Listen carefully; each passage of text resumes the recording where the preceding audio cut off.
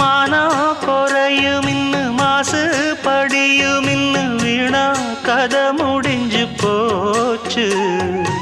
ஈசான மூலையில லேசான பள்ளி சத்தம் மாமன் பேர சொல்லி பேசுது.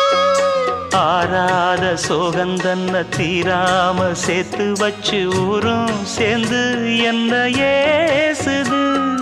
மாமா மாமா உன்னத்தானே எண்ணி நானும் நாளும் தவித்தேனே.